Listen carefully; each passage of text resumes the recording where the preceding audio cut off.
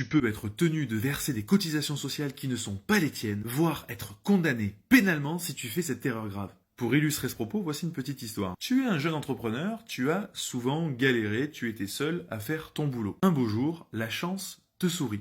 Elle te sourit plutôt très soudainement. C'est si soudain que tu commences à être dépassé par les événements. Tu as trop de travail. Tu t'interroges alors sur les moyens de pouvoir assimiler ce travail. Assez naturellement, là, tu te poses la question d'engager un salarié. Mais que faire si la quantité de travail diminue? Tu vas être obligé de virer, ça risque de te coûter une blinde. Du coup, tu en arrives à la conclusion de sous-traiter. Et tu sais quoi? La sous-traitance, ça peut être une très bonne chose. Mais fais très attention, quelques erreurs peuvent te coûter très cher. Mais avant de te parler de ces erreurs, je suis Henri, conseiller pour les affaires, juriste fiscaliste et formateur professionnel. Si tu aimes ce genre de contenu qui t'alerte sur les risques, la fiscalité et l'URSSAF, soutiens-toi et soutiens-moi en enregistrant la vidéo, super important quand tu voudras la retrouver, et en t'abonnant. Aussi, si tu veux voir ce que je peux faire pour toi, tu peux cliquer sur le lien dans ma bio, ou tout simplement m'envoyer un message en privé. Revenons à nos moutons.